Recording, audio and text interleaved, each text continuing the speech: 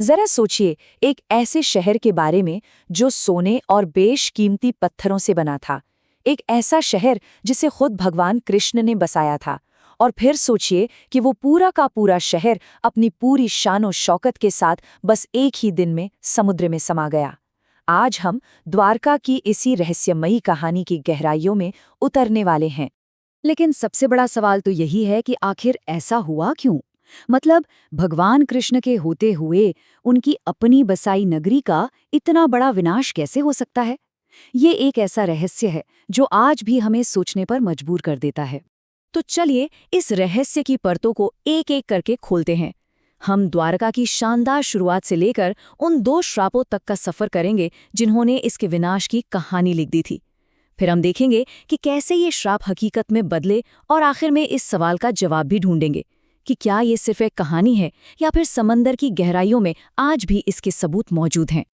तो सबसे पहले ये समझना जरूरी है कि द्वारका बसाई ही क्यों गई थी।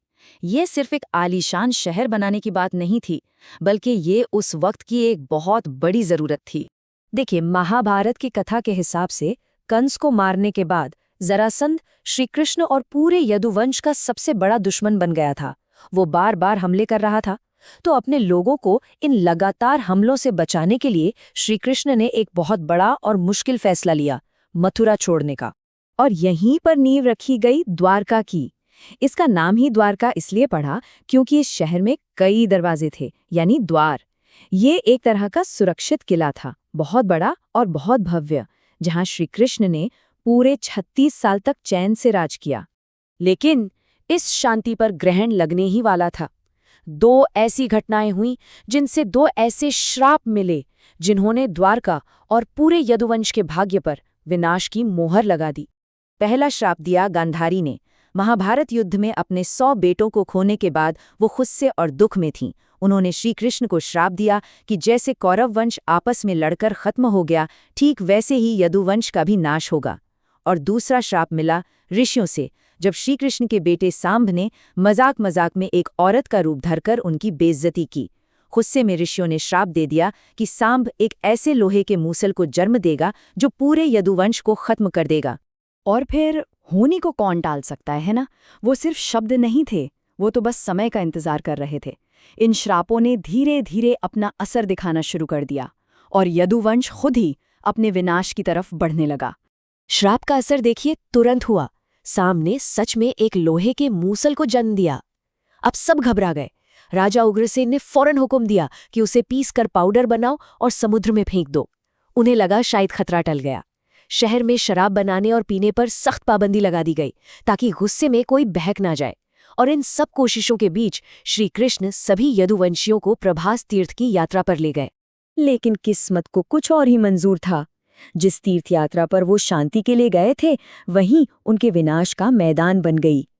वहां नशे में धुत यदुवंशियों के बीच एक छोटी सी बहस ने देखते ही देखते एक भयानक रूप ले लिया और फिर गुस्से में आकर सात्यकी ने कृतवर्मा को मार डाला। और बस वहीं से गृह युद्ध की वो आग भड़क उठी जिसे फिर कोई नहीं बुझा पाया। और फिर जो हुआ वो तो किसी ने सपने में भी नहीं सोचा होगा।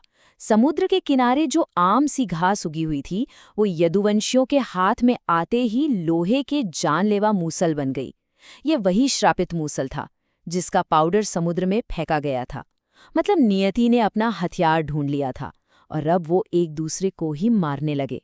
सोचिए, श्री कृष्ण अपनी आंखों के सामने अपने पूरे कुल को, अपने परिवार को खत्म होते देख रहे थे। इस भयंकर लड़ाई में सात्यकी, उनके अपने बेटे प्रद्युम्न और साम और अनिरुद्ध जैसे कई बड़े बड़े योद्धा मारे गए। गांधारी का श्राप सच हो रहा था। यदुवंश के विनाश के बाद कहानी का आखिरी हिस्सा शुरू हुआ। अब बारी थी द्वारका के अंत की। वो एक दिव्य युग के खत्म होने का समय था। अपने आखिरी पलों में श्री कृष्ण ने अपने सारथी दारुक को हस्तिनापुर भेजा, अर्जुन को मदद के लिए बुलाने।